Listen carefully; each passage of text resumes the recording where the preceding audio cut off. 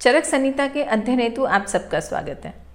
हम यहाँ चरक संहिता का नियमित रूप से अध्ययन कर रहे हैं और अभी तक सूत्र स्थान के प्रथम 12 अध्यायों का अध्ययन कर लिया है और अब अध्याय 13 जिसका नाम है स्नेह अध्याय का अध्ययन कर रहे हैं। आपसे पूर्व किए गए अध्ययन की रिकॉर्डेड वीडियोस इस चैनल पर उपलब्ध हैं, आप उनका अवलोकन कर सकते हैं। अब अध्याय 13, इसमें हमने जाना कि स्नेह क्या है, उनके उत्पत्ति के कारण क्या हैं, महास्नेह मतलब 4 स्नेह कौन से हैं और फिर इन चारों स्नेह मतलब कि घृत, तेल, मज्जा, वसा आदि का पान विधि क्या है, उनका अनुपान क्या है, मात्रा क्या होनी चाहिए और इनके सेवन के लिए योग्य पुरुष या कौन से रोगों में कौन से स्नेह का प्रयोग करना चाहिए।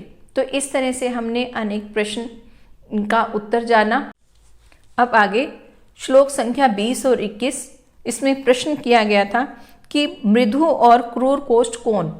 तो इसका उत्तर देते हुए कह रहे हैं कि केवल अच्छ स्नेहपान करने से मृदु कोष्ठ व्यक्ति 3 दिन में और क्रूर कोष्ठ व्यक्ति 7 दिन में स्निग्ध हो जाता है। तो यहाँ पर मृदु कोष्ठ और क्रूर कोष्ठ के बारे में कहा गया है, मध्यम कोष्ठ के व्यक्ति के बारे में नहीं कहा गया है। तो ये हमें समझना चाहिए कि अगर मृदु कोष्ठ के लिए जो दिनों की संख्या बताएगी वो 3 है और फिर अधिकतम दिनों की संख्या 7 क्रूर कोष्ठ के लिए बताई गई है। तो हम इन दोनों के बीच का मतलब कि अगर व्यक्ति मध्यम कोष्ठ का है तो उस समय हमें मानना चाहिए कि 5 या 6 दिन, 4 दिन भी कहा जा सकता है, 4, 5, 6 दिन के भीतर हमें मध्यम कोष्ठ की शुद्धि करवानी चाहिए और उसके लिए हमें स्नेहन मतलब उसकी स्नेह देने की दिनों की संख्या को समझना चाहिए। अब आगे मृदु कोष्ठ के लक्षण। तो इसमें कहा कि गुड़, ईख का रस, दही का पानी, दूध, मथा हुआ दही, खिचड़ी, घृत, गंभार, गंभार को गंभारी भी कहा जाता है और इसी को ही काश्मरीय भी कहा जाता है। ये एक तरह का फल है और इस फल के सेवन के पश्चात मलों का निष्कासन होता है और अगर व्यक्ति मृदु कोष्ठ वाला है तो उसका मलों का निष्कासन जल्दी से हो जाएगा। अब उसके पश्चात कह रहे हैं कि त्रिफला मतलब कि आंवला, हरड़, बेहेड़ा, त्रिफला लेने से भी पेट साफ रहता है और कुछ व्यक्तियों को सिर्फ त्रिफला लेने से भी पेट साफ हो जाता है और कुछ लोगों ने तो अपनी आदत बनाई होती है, रात को 1 चम्मच या 2 चम्मच त्रिफला पानी में भिगो देते हैं और सुबह उससे आंखें भी धोते हैं और कुछ मात्रा उसकी पी लेते हैं। हालांकि त्रिफला जो है वात, पित्त, कफ तीनों दोषों को हरने वाला है और भी इसके बहुत से फायदे बताए गए हैं। तो यहाँ पर मृदु कोष्ठ के संदर्भ में कहा जा रहा है कि केवल मात्र त्रिफला लेने से भी मलों का निष्कासन होता है, वह मृदु कोष्ठ वाला है। और फिर ऐसे ही मुनक्का के बारे में कहा, मुनक्का और पीलू का रस, इन दोनों से भी वो उनको मलों का निष्कासन हो जाता है। और इसी के साथ ही केवल मात्र गर्म जल का भी जो गर्म जल से भी मलों का निष्कासन होता है। ऐसा भी बहुत लोग करते हैं कि सुबह उठकर सबसे पहले गर्म पानी पीते हैं और फिर उनको जो मल निष्कासन के लिए जाना पड़ता है, मल की प्रवृत्ति होती है। तो ये, और अगर केवल मात्र गर्म जल से भी मल का निष्कासन हो जाता है तो ये मृदु कोष्ठ के लक्षण हैं। और ऐसे ही एक और द्रव्य का नाम लिया गया, नूतन मदिरा। नूतन मदिरा का मतलब कि जो मदिरा अभी ताजी है, मतलब कि जितनी मदिरा पुरानी होती जाती है, कहते हैं कि वो अल्कोहल जो है वो उसमें ज़्यादा अच्छा मतलब वो हल्की हो जाती है। तो यहाँ पर कहते हैं कि अगर नूतन मदिरा का सेवन करने से भी मलों का निष्कासन होता है तो भी वो मृदु कोष्ठ का ही लक्षण है। तो ऐसा बताया गया कि मृदु कोष्ठ के लक्षण क्या हैं। अब आगे बताए जा रहे हैं कि क्रूर कोष्ठ के लक्षण क्या हैं। तो इसमें कहते हैं कि ये ऊपर बताए गए द्रव्य मतलब जो अभी गुड़, ईख का रस, दही का पानी, दूध, मथा हुआ पानी वगैरह ये सब जो बताए गए, इनका द्रव्यों का सेवन करने पर भी जब विरेचन क्रिया नहीं होती मतलब मलों का निष्कासन नहीं होता है तो उस व्यक्ति को क्रूर कोष्ठ वाला पुरुष कहा जाता है। और फिर साथ में ऐसा भी कहा कि ऐसा क्यों होता है, तो ये बहुत ज़रूरी है जानना। ऐसा कहते हैं कि क्रूर कोष्ठ वाले पुरुष की गृहिणी में वायु अत्यंत प्रधान रूप से रहती है। मतलब ऐसा क्या कि गृहिणी में वायु की अत्यंत प्रधानता होती है। यहाँ जो शब्द गृहिणी लिया गया ये आंतों में जो पाचन कला है उसके लिए किया गया है। हालांकि यह आमाशय के बाद और जो छोटी आंत है इसका ऊपर का भाग, मतलब हम ड्यूडेनम कह सकते हैं, इसको गृहिणी कहा जाता है। लेकिन यहाँ पर जो ड्यूडेनम या हमें यहाँ पर जो यहाँ गृहिणी शब्द हुआ वो पाचन कला के लिए लगा है। मतलब कि वो स्थान जहाँ पर पाचन क्रिया अधिक रूप में रहती है। तो इस तरह से कहते हैं कि वहाँ पर अगर वायु की प्रधानता है तो व्यक्ति जो है वो क्रूर कोष्ठ वाला होगा। अब इसके पश्चात मृदु कोष्ठ में दोष की प्रधानता बताई गई। तो कहते हैं कि मृदु कोष्ठ व्यक्ति की गृहिणी में पित्त की प्रधानता होती है। जैसे क्रूर कोष्ठ में कहा गया कि वात की प्रधानता है, इसी तरह से बताया गया कि मृदु कोष्ठ में पित्त की प्रधानता रहती है। और फिर कफ और वायु बहुत अल्प होते हैं और इसीलिए वह व्यक्ति सुखपूर्वक विरेचन कराने में योग्य होता है। मतलब कि अगर इसमें कफ और वायु बहुत कम है तो वो रुकावट कम करने वाले होंगे, तो इसी वजह से उसको विरेचन क्रिया जो है वो शीघ्रता से हो जाती है। तो यही दोनों में फर्क है कि जो क्रूर कोष्ठ वाला है उसमें वायु की प्रधानता है और मृदु कोष्ठ वाले में पित्त की प्रधानता है। तो यह हमारे, अगर हम चिकित्सा क्षेत्र में हैं और चिकित्सा कर रहे हैं तो यह बात हमारे लिए जानना बहुत आवश्यक है। अब आगे कहते हैं कि अविधि पूर्वक स्नेह सेवन से उपद्रव। अब अभी तक यहाँ स्नेह पान की विधि बता चुके हैं। उसमें बताया गया कि कौन सा द्रव्य स्नेह के रूप में किस रोगी को किस समय में हमें स्नेहपान कराना है और फिर उसकी मात्रा कितनी होनी चाहिए।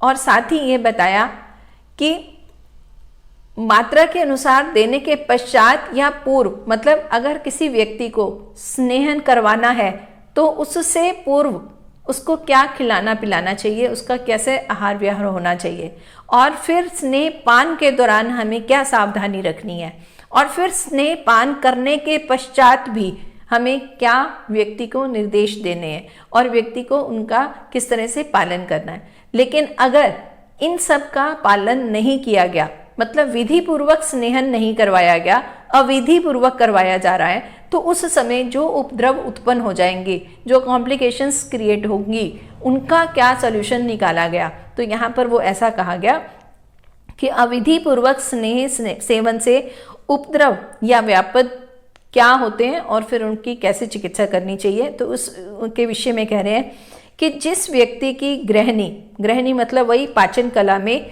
पित्त की प्रबलता होती है, मतलब कि पित्त कहाँ प्रबल था, मृदु कोष्ठ वाले में। तो कहते हैं कि जब पित्त की प्रबलता होती है, जिसकी अग्नि का बल अधिक रहता है, स्नेहन करने के पश्चात अग्नि जो है प्रदीप्त होती है, मतलब अग्नि जो है वो बढ़ जाती है और पित्त की प्रधानता हो जाती है। तो कहते हैं यदि वह स्नेह का पान करे तो अग्नि अपने तेज से पान किए हुए उस स्नेह को शीघ्र ही भस्म कर देती है। मतलब कि जो उसमें अग्नि तेज हुई है वो स्नेह को शीघ्र ही भस्म कर देगी, खत्म कर देगी, और फिर उस स्नेह से तीव्र अग्नि बलवान होकर फिर वो अग्नि और बलवान हो जाएगी और फिर स्नेह की मात्रा को पचाकर ओज धातु को निकालती हुई तीव्र रूप से तृष्णा को उत्पन्न करती है। तो पहले अग्नि तेज होगी, फिर स्नेह को खत्म करेगी और फिर स्नेह को खत्म करने के पश्चात और अग्नि तेज होकर ओज को भी कम करेगी, ओज को धातु को बाहर निकालेगी और साथ में तीव्र रूप से तृष्णा को उत्पन्न करेगी, मतलब व्यक्ति को प्यास ज़्यादा लगेगी। तो ये उपद्रव हैं। और उसके पश्चात कह रहे हैं कि स्नेह से अग्नि के दीप्त हो जाने पर यदि गुरु अन्न का सेवन किया जाए तो भी वह अत्यंत गुरु अन्न अग्नि को शांत करने में समर्थ नहीं होता है। जब अग्नि प्रदीप्त है या अग्नि ज़्यादा हो रही है तो उस समय अगर गुरु आहार का भी सेवन किया जाए तो गुरु आहार भी वहाँ भस्म हो जाएगा, मतलब कि वो जल्दी से पच जाएगा, लेकिन वो अग्नि को कम करने में असमर्थ होगा, वो उसको अग्नि को कम नहीं कर पाएगा। और फिर साथ कहते हैं कि यदि प्यास लगने पर उस व्यक्ति को शीतल जल नहीं मिलता है तो उसके शरीर में भयंकर दाह उत्पन्न होता है। ये स्वाभाविक तौर पर है कि अगर अग्नि ज़्यादा हो रही है और उसको पानी नहीं मिल रहा, प्यास लगी है लेकिन वो पानी नहीं पीता है, तो फिर वो अग्नि जो है वो और ज़्यादा उत्पन्न होगी और फिर दाह होगा, मतलब दाह मतलब कि जलन महसूस होगी।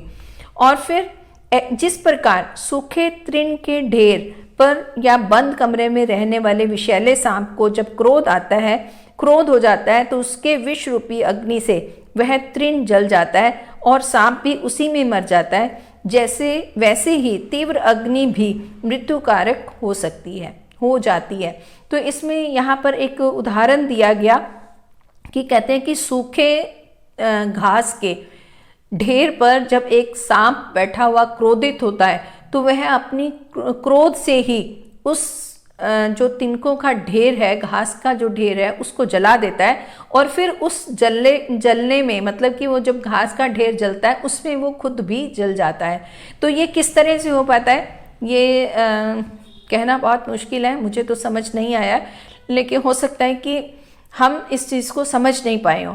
लेकिन आगे वो ये कह रहा है कि जो अभी यहाँ एग्जाम्पल दिया गया कि अग्नि पर, मतलब अग्नि बढ़ जाएगी और फिर वो दाह उत्पन्न होगी, और वो दाह जो है वो नुकसान करने वाली है। तो यहाँ पर ऐसा ही कहा गया कि यह वैसे ही तीव्र अग्नि भी मृत्युकारक हो सकती है, मतलब वो अग्नि इतनी बढ़ जाएगी कि इतनी दाह बढ़ जाएगी कि वही कारण जो है वो मृत्यु का बन जाएगा, तो मृत्यु भी हो सकती है। तो इस तरह से ऐसा कहा गया कि स्नेह का अगर विधि पूर्वक स्नेह मतलब पान ना किया जाए तो उससे उपद्रव उत्पन्न होंगे, और ये उपद्रव इतने मारक हो सकते हैं, इतने प्रॉब्लमेटिक हो सकते हैं कि डेथ भी या मृत्यु भी हो सकती है। तो ऐसा हमें जानकर, यह समझकर करना है कि किस व्यक्ति को किस मात्रा में कौन सा स्नेह जो है वो देना है, यानी स्नेहन जो है वो विधि पूर्वक ही करवाना है। तो ऐसा यहाँ पर कहा गया। अब इसके आगे कहते हैं कि स्नेह के अजीर्ण तथा तृष्णा की चिकित्सा, कि अगर स्नेह पान तो करवा दिया लेकिन वह जीर्ण नहीं हुआ, पचा नहीं, और फिर साथ में उसको प्यास लग रही है क्योंकि प्यास उसका एक उपद्रव है, तो उसकी क्या चिकित्सा करनी चाहिए वो यहाँ बताई गई है कि स्नेह के अजीर्ण होने पर यदि प्यास की अधिकता हो जाए तो वैद्य रोगी को वमन करवाए।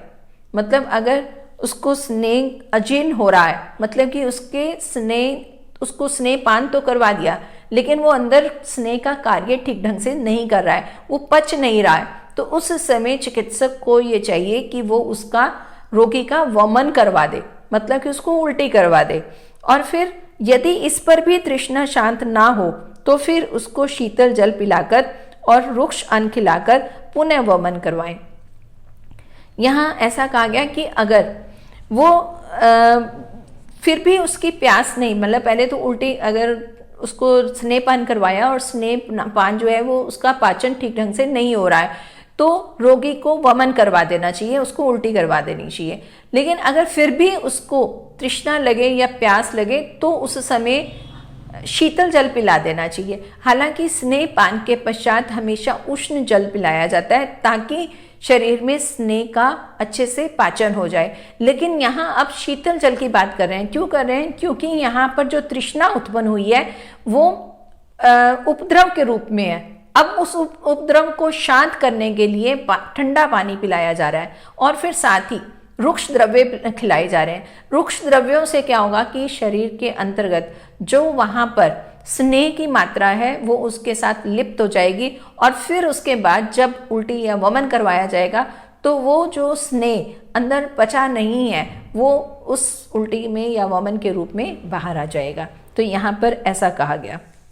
और फिर इसके पश्चात आगे कहा गया कि साम पित्त में अच्छ सर्पी का निषेध।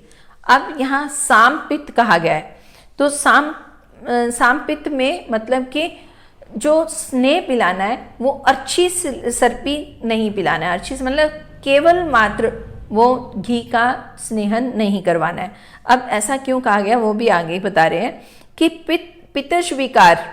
पित्तज विकार में वैसे घी या मतलब घृत सेवन करवाया जाता है, लेकिन यहाँ पर अच स्नेह मतलब कि केवल स्नेह का वर्णन जो है वो निषेध है। क्यों है?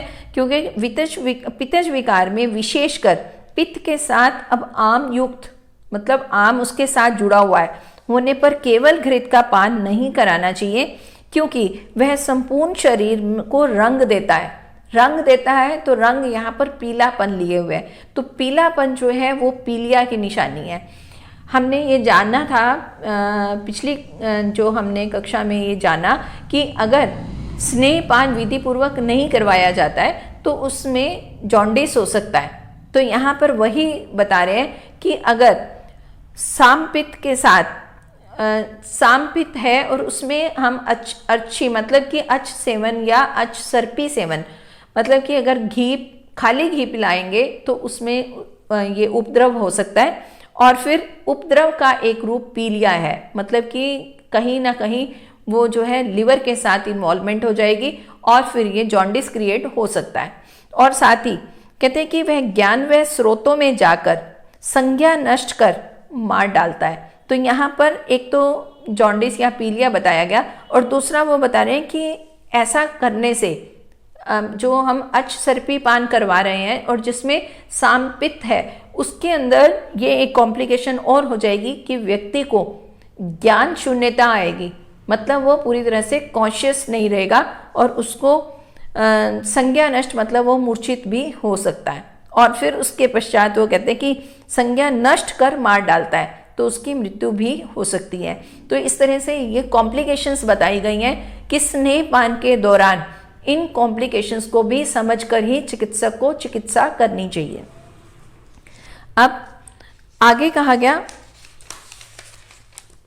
कि स्नेह व्यापद या उपद्रव की गणना कि अन्य कौन कौन से उपद्रव हो सकते हैं।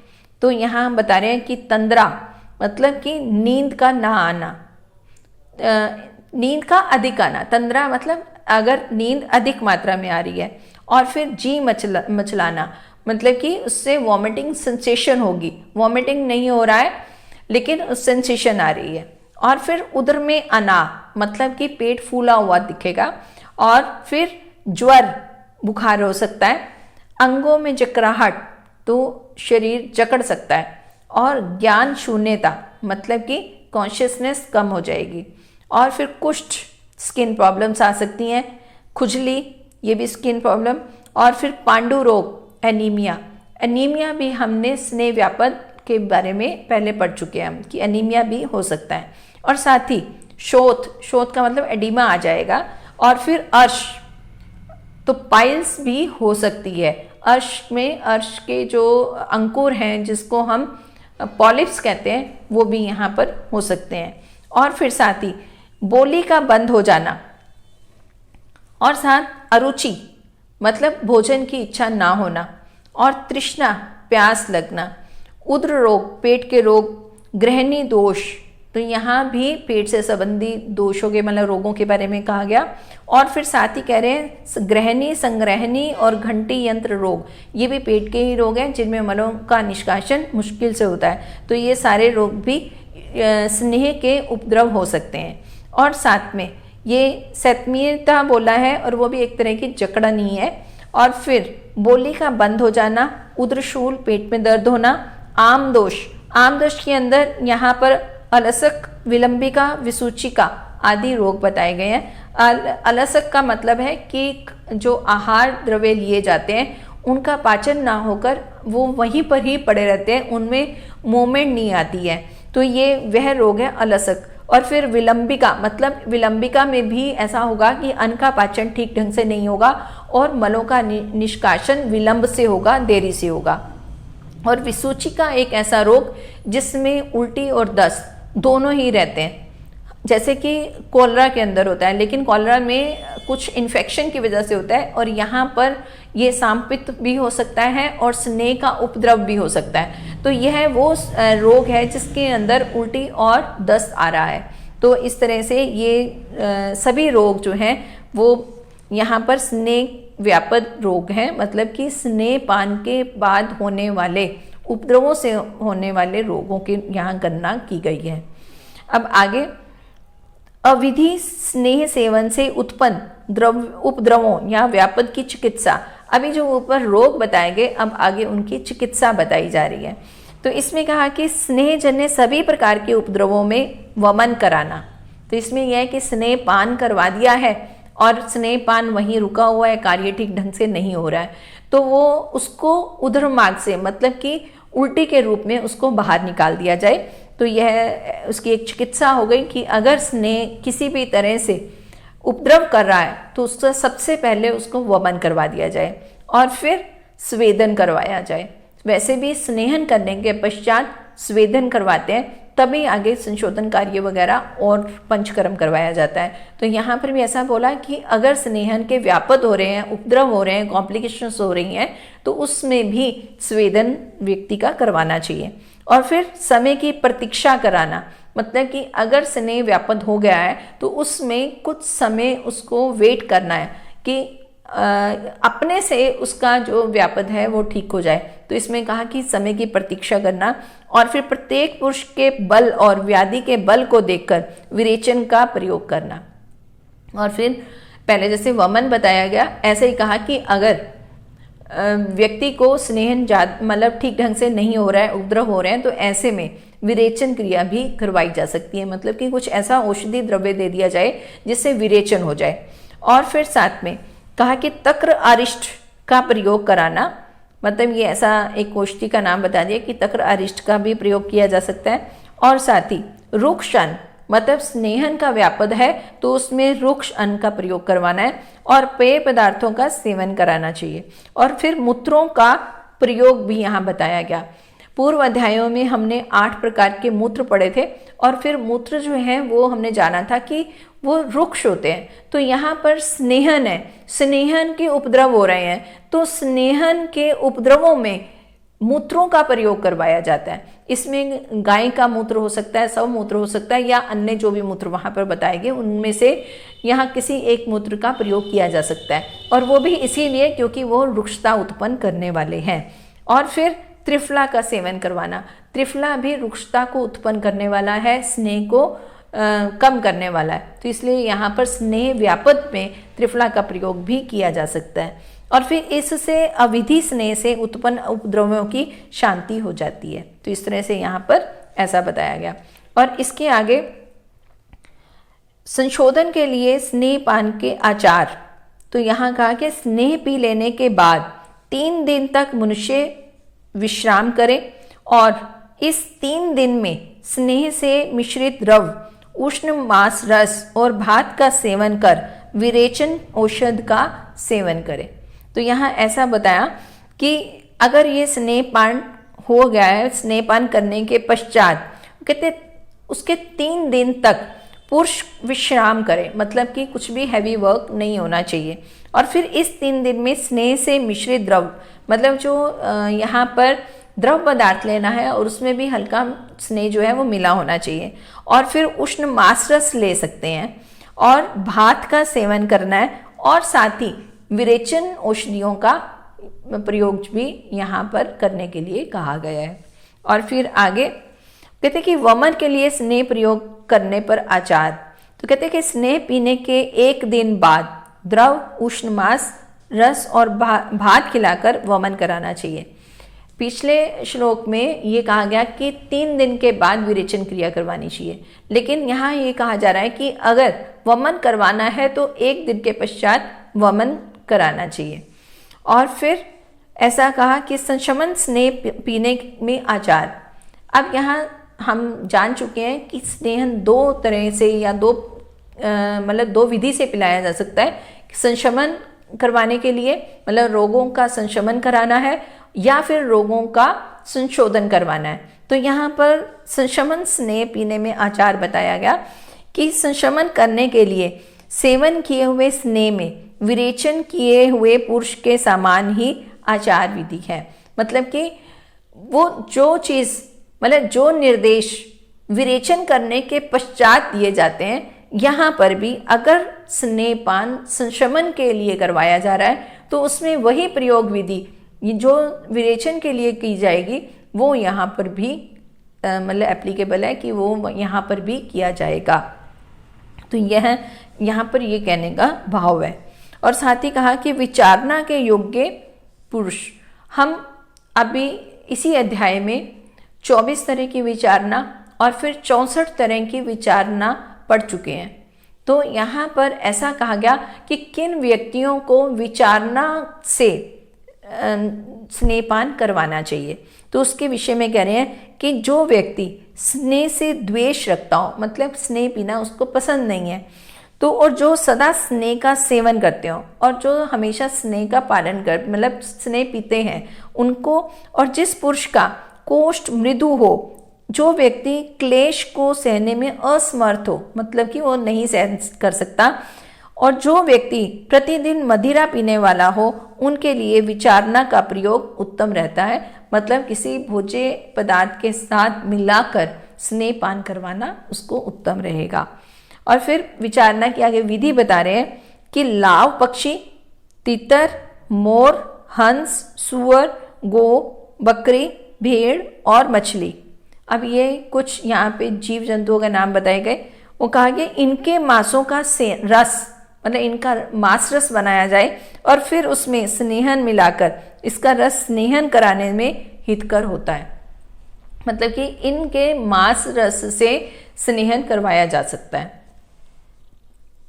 आगे कह रहे हैं कि स्नेहार्थ रसों में मिलाने योग्य द्रव्य, अब इन जो ये द्रव्य बनाए रस बना मतलब स्नेह के लिए जो रस बनाए जाते हैं, जैसे हमने ऊपर मांस रस पढ़ा, तो अब इसके अंदर मिलाने वाले जो अन्य द्रव्य हैं वो कौन कौन से, उसके अंदर ज्वार, मतलब जो यहाँ पे जो ही लगेगा, और साथ में बेर और कुलत की जो दाल होती है, यहाँ उस कुल्थी का नाम लिया गया।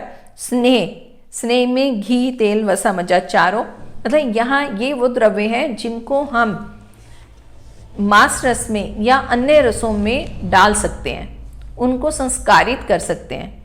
और फिर साथ में गुड़, चीनी, खट्टे अनार का रस, दही, सौंठ, मिर्च, पिपली, संक्षेप में इन द्रव्यों का संयोग रसों के साथ किया जाता है।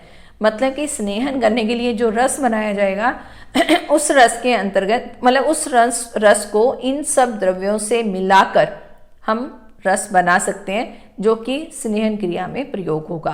क्योंकि यहाँ विचारना की बात हो रही है, तो इससे विचारना बनेगी और विचारना का प्रयोग जो है व्यक्ति को स्नेहन के लिए करवाया जाएगा। अब स्नेहन विधि के बारे में बता रहे हैं कि भोजन से पहले स्नेह घृत, तेल, वसा, मज्जा के साथ राब खाकर, यहाँ पर राब वर्ड यूज हुआ है, इसका मतलब गन्ने के रस को जब पकाया जाता है तो वो जब गाढ़ा हो जाता है, और गाढ़ा भी इतना कि वो अभी पतला है, मतलब कि वो जो शक्कर या गुड़ जितना सॉलिड नहीं हुआ है, तो बीच की जो स्टेज है उसको राब कहा जाता है। तो यहाँ कहते हैं कि भोजन से पहले स्नेह के साथ राब मिलाकर और तिल अधिक स्नेह मिलाकर, मतलब खिचड़ी खाने को स्नेहन होता है। तो यहाँ खिचड़ी के साथ इनका प्रयोग करने के लिए बोला गया है। और भोजन के पूर्व भी खाने में स्नेहन होता है, और साथ में तिल काम्बलिक भोजन के खाने में भी शीघ्र ही स्नेहन हो जाता है। यहाँ तिल काम्बलिक भी हमने विचारनाओं के अंतर्गत समझा था कि तिल और उड़द की दाल, इन सब से एक भोज्य पदार्थ बनाया जाता है जिसको काम्बलिक कहा जाता है। तो यहाँ पे ऐसा कहा गया कि वो पहले खिचड़ी का यहाँ पर वर्णन है कि खिचड़ी का प्रयोग कर सकते हैं, और साथ में फिर ऐसा कहा कि तिल काम्बलिक भोजन के खाने में भी शीघ्र ही स्नेहन होता है। तो स्नेहन करने के लिए ये भी एक विचारना का यहाँ बताया गया है। और आगे हम कहते हैं कि रुक्ष पुरुषों का स्नेहन, मतलब कि पुरुष भी अगर वो अपनी अपनी प्रकृति के हैं या उनका जो शरीर है इस टाइम रुक्ष है, तो उसमें अगर स्नेहन करवाना है तो कैसे होगा। तो उसके विषय में कह रहे हैं कि मदिरा के साथ राब वही जो गन्ने के रस को गाढ़ा किया हुआ है, और सौंठ और तिल का तेल मिलाकर सेवन करवाएं, और जब स्नेह पच जाए तो भुने हुए मांस के साथ भोजन करने में रुक्ष मनुष्यों का स्नेहन हो जाता है। तो ये रुक्ष व्यक्ति का किस तरह से स्नेहन करवाना है ये वो बताया गया। और फिर साथ में वात प्रधान पुरुषों का स्नेहन। अब पहले पित्त प्रधान बताया, अब वातश मतलब अगर व्यक्ति है तो उसमें कैसे, उसमें कहा कि मदिरा के मंड के साथ तेल वसा मज्जा का सेवन या दूध में राब मिलाकर पीने से वात प्रधान पुरुषों का स्नेहन हो जाता है। तो यहाँ स्नेहन के लिए मदिरा और साथ में दूध में राब, तो इस तरह से, और साथ में स्नेह का प्रयोग, तो ये वातज के लिए कहा गया।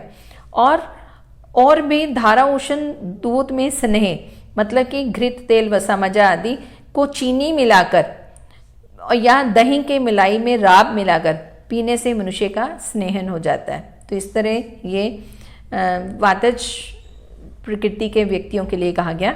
और फिर आगे कह रहे हैं कि सद्दे मतलब कि शीघ्र स्नेहन विधि, अगर हमें शीघ्रता से करवाना है तो कैसे करेंगे। पंच प्रस्ति की नाम की पेया और दूध में सिद्ध की हुई चावल की खीर जिसमें उड़द मिलाया गया हो और उसमें अधिक मात्रा में घृत मिलाया हो, तो इसके सेवन से भी शीघ्र ही मनुष्य का स्नेहन होता है। तो ये भी एक तरह की विचारना बताई कि उसमें पंच प्रसिद्धि मतलब उसमें 5 चीज़ें हैं और एक प्रसिद्ध जो है वो लगभग 100 ग्राम के माना जाता है। तो ये अभी आगे भी इसके बारे में बताएंगे। तो कहते हैं कि इसकी पेया और फिर या दूध में चावल मिलाकर उसकी खीर मिलाई जाती है और इस खीर में ही उड़द की दाल भी मिला लेते हैं, फिर ये खीर बनाई जाती है। तो इस खीर के द्वारा भी फिर जब इसमें घी भी मिला दिया, मतलब घृत से, मतलब पहले घी, वो चावल दूध और उड़द की दाल, इसकी खीर बनाई और इस खीर में फिर घी मिलाया, तो इससे व्यक्ति को स्नेहन करवाया जाता है। और यहाँ पर 5 प्रसिद्धि की पेय जो अभी ऊपर बताई गई है उसके बारे में बताया कि किस तरह से बनाई जाती है। तो यहाँ पर घी तेल वसा मज्जा ये चारों महास्नेह बनाए गए और फिर चावल, 5वां चावल लिया गया। तो ये 5 चीज़ों को एक एक प्रसिद्ध जो है ये हमारा पुराना माप तोल है। लगभग आज का जो तोल है इसके साथ इसको तुलनात्मक देखा जाए तो ये लगभग 100 ग्राम के करीब इसकी माप बनता है। तो इसमें जो 5 चीज़ें हैं वो सारी 100 ग्राम लेकर, मतलब 500 ग्राम के करीब ये चीज़ें हो गई। इनको लेकर इसमें जो पेय बनाया जाएगा उसको हम 5 प्रसिद्धि की पेय बोलेंगे और इससे फिर स्नेहन चाहने वाले पुरुषों को पीना चाहिए, क्योंकि इसमें 4 तरह के स्नेह आ गए, एक चावल आ गया, फिर उससे बनाई गई एक पेय आ गई, तो फिर उसको जब पिलाया जाएगा तो उसमें स्नेहन होगा। अब इसके आगे कहा गया कि स्नेहनार्थ कुछ द्रव्यों का विशिष्ट रोगों में निषेध, मतलब अब कुछ रोगों में निषेध भी बताए गए हैं। ये भी एक चिकित्सक को ध्यान देने वाली बात है। तो कहते हैं कि कुष्ठ, शोथ और प्रमेह। कुष्ठ मतलब स्किन डिजीजेस, शोथ मतलब एडिमा और प्रमेह का मतलब अगर मूत्र से संबंधी कोई अन्य रोग है, तो ये यहाँ पर डायबिटीज भी इसी के अंतर्गत आती है। तो यहाँ इन तीनों रोगों के मतलब कुष्ठ, शोथ और प्रमेह से पीड़ित रोगियों को ग्राम्य, मतलब कि जो घरों में आसपास जो जीव जंतु, मतलब जो हम जंतु या ऐसा कहें कि जो पशु पाले हुए हैं, उनका अनूप का मतलब जहाँ पर पानी अधिक रहता है वहाँ पर रहने वाले पशु, और फिर जलीय जीवों का मतलब इन जीवों का मांस, गुड़, दही, दूध और तिल का प्रयोग स्नेहन करने के लिए नहीं करना चाहिए। तो उसका प्रयोग नहीं करना है। ऐसा 3 नाम लिए गए हैं, कुष्ठ, शोथ और प्रमेह। तो इसमें विशेषता इन चीज़ों का प्रयोग नहीं करना है। और फिर कुष्ठ आदि रोगों में स्नेहन विधि, अब पहले इसका मना कर दिया, कुछ निर्देश दे दिया कि इनका प्रयोग ना करें, तो उनमें क्या प्रयोग करें वो बताया गया। वो कहते हैं कि उपर्युक्त कुष्ठ, शोथ और प्रमेह रोग में यहाँ पर ततत रोगोचित घृत आदि स्नेहों तथा ततत रोगों में विकार न पैदा करने वाले लाभप्रद औषधियों से सिद्ध स्नेहों से स्नेह करना चाहिए। और एक और भी यहाँ बताया गया कि पिपली, जिसको मग पीपल भी कहते हैं, हरड़ और या त्रिफला से पकाए हुए स्नेह से स्नेहन करवाना चाहिए। पहले श्लोक में मना किया है कि इन चीज़ों का, इन जो पशुओं का मांस, दूध और दही, तिल का प्रयोग नहीं करना है, लेकिन उनकी जगह पर क्या प्रयोग करना है वो भी यहाँ पर बता दिया कि यहाँ स्नेह और फिर रोगों में विकार उत्पन्न ना करने वाले औषधियों से सिद्ध करके हमें इन जो स्नेह का प्रयोग करना है। और फिर पिपली, हरड़ और त्रिफला, इनसे भी स्नेह को पकाकर हम स्नेहन के लिए प्रयोग कर सकते हैं। और फिर विचारना विधि के अंतर्गत बता रहे हैं कि सौंठ, पिपली और मिर्च, हाँ इसको त्रिकटु कह सकते हैं, सौंठ, मिर्च, पीपल, इसके कल्क मतलब कि कूटा हुआ हो ये, और मुनक्का और आंवला, इन दोनों के यूष मतलब कि क्वाथ बनाकर और फिर साथ में खट्टी दही के द्वारा स्नेह का पाक वैद्य कराएं और उस स्नेह को पीकर मनुष्य शीघ्र ही स्निग्ध हो जाता है। तो यहाँ एक तरह की और विचारना विधि, एक और भोज्य पदार्थ बनाया गया, मतलब कि एक ऐसा द्रव्य जिससे स्नेहन करवाया जाए और उसमें सौंठ, मिर्च, पीपल का कल्क, मुनक्का, आंवला और साथ में खट्टी दही, इन सब का मिलाकर पाक कर एक औषधि बनाई जाएगी और उससे स्नेहन करवाया जाएगा। अब इसके बाद विचारना विधि एक और बताई जा रही है कि यव, जो जिसको कहते हैं, बेर, कुल्थी दाल जो है, इसका क्वाथ और फिर मदिरा, दही और दूध एवं क्षार, क्षार में यव क्षार को लिया गया, द्वारा सिद्ध किया गया घृत स्नेहन करने में उत्तम माना गया है। तो ये भी एक विधि बताई गई स्नेहन करवाने की। और साथ में अब एक और बताया जा रहा है कि तेल, मज्जा, वसा और घृत, इन चारों को बेर और त्रिफला के क्वाथ से सिद्ध कर योनि व्यापद और शुक्र दोष में प्रयोग करना चाहिए।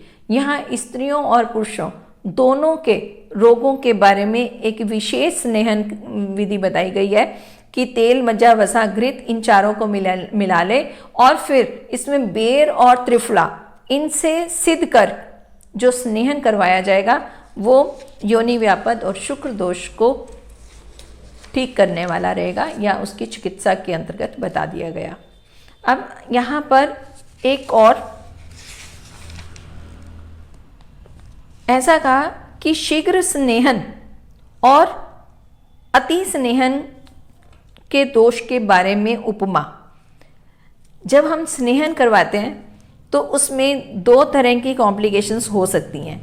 एक तो ये कि चिकित्सक अगर चाहे कि व्यक्ति का स्नेहन जल्दी से हो जाए तो उसके लिए वो कुछ स्नेह की मात्रा को बढ़ा सकता है, और फिर साथ ही एक और जो उपद्रव हो सकता है कि वो स्नेहन अति मात्रा में हो जाए।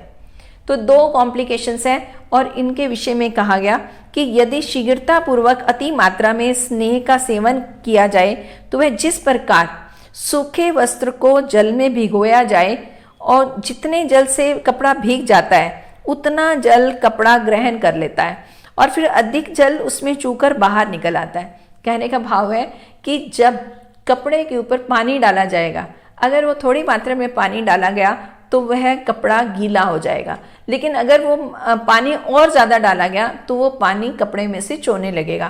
तो यहीं पर स्नेह के बारे में भी ऐसा कहा गया कि अगर स्नेह की मात्रा उचित दी जाएगी तो वो शरीर में ठीक ढंग से कार्य करेगी, वहाँ पर रुककर दोषों को बाहर निकालेगी। लेकिन अगर वही मात्रा बढ़ा दी गई तो जिस तरह से कपड़े में से पानी चो रहा है उसी तरह से शरीर में से भी स्नेह बाहर निकलेगा। तो यहाँ पर ऐसा कहा गया कि उसी प्रकार अधिक मात्रा में स्नेह का सेवन करने पर जितने स्नेह का पाचन करने में जठराग्नि समर्थ होती है उतने स्नेह को वह पचा लेती है और अधिक स्नेह बिना पचाए गुदा मार्ग से वायु के द्वारा बाहर कर देती है। अथवा अब दूसरा उदाहरण दे रहे हैं कि जिस प्रकार एक मिट्टी के ढेले के ऊपर शीघ्रता से जल छोड़ा जाए तो वह जल ढेले को पूरी तरह से गीला न कर शीघ्र उससे बाहर निकल जाता है। मतलब मिट्टी के ढेले पर अगर पानी जो है वो एकदम ज़्यादा डाल दिया जाए तो वो पूरा ढेला जो है वो गीला नहीं होगा, बल्कि उसके ऊपर से पानी बहकर बाहर निकल जाएगा। इसी प्रकार ऐसा कहा गया कि उसी प्रकार शीघ्रता से सेवन किया गया स्नेह शरीर को पूर्ण रूप से स्निग्ध न करके बाहर निकल जाएगा, मतलब कि वह कार्य ठीक ढंग से नहीं करेगा। तो इस तरह से स्नेह की मात्रा के बारे में दोबारा से यहाँ बताया गया है कि स्नेह की मात्रा भी उचित रूप से होनी चाहिए ताकि वो अपने ये शरीर के अंदर स्नेहन क्रिया ठीक ढंग से किया जाए।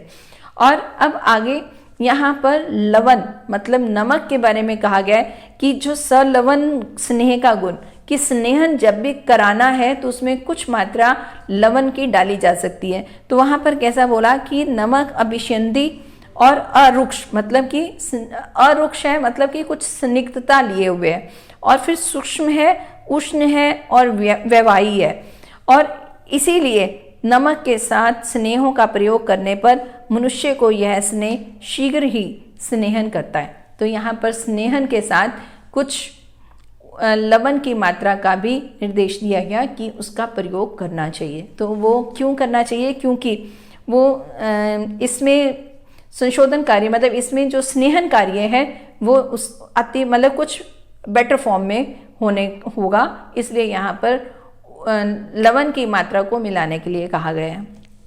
अब कहते हैं कि पूर्व कर्म मतलब स्नेहन और संवेदन, पूर्व कर्म यहाँ पंचकर्म से पूर्व कर्म की बात हो रही है, तथा संशोधन कर्म का आपसी क्रम। कहते संशोधन क्रिया करना आवश्यक हो तो सर्वप्रथम स्नेह का प्रयोग करना चाहिए, और जब स्नेह क्रिया उचित रूप में हो जाए तब स्वेद का प्रयोग करना चाहिए, और स्नेहन और स्वेदन क्रिया ठीक ठीक रूप में हो जाने पर संशोधन क्रिया या शमन क्रिया करनी चाहिए। तो यह मतलब ऐसा कि पहले सबसे पहले स्नेहन होगा और फिर स्वेदन होगा, और स्नेहन और स्वेदन अगर उचित रूप में हो गए तो उसके बाद ये पंचकर्म होगा या फिर शमन क्रिया हम करवा सकते हैं। तो इस तरह से ऐसा कहा गया।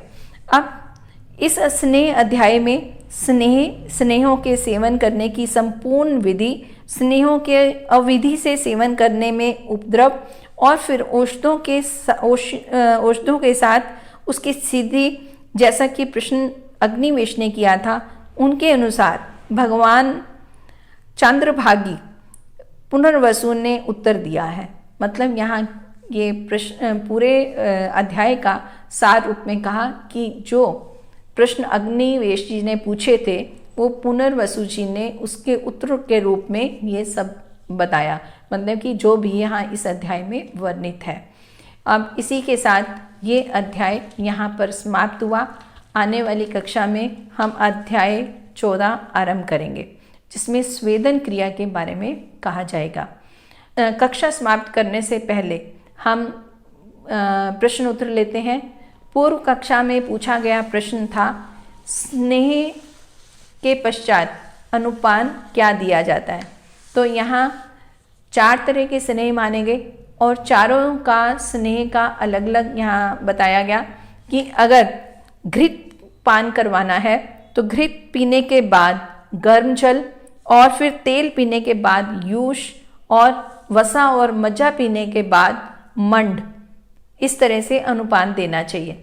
और अगर ये इनका अभाव हो, मतलब यूष और मंड का अभाव हो, यहाँ उस समय उपलब्ध नहीं है, तो सभी तरह के स्नेहपान के पश्चात उष्ण जल का सेवन करवाया जा सकता है। तो ये पूर्व कक्षा में पूछा गया प्रश्न था। और अब आज का प्रश्न है कि अच्छ स्नेह किसे कहा जाता है? यह प्रश्न बहुत ही सरल है और आशा है कि आप इसका उत्तर कमेंट बॉक्स में अवश्य लिखेंगे। इसी के साथ आप सबका अभिनंदन।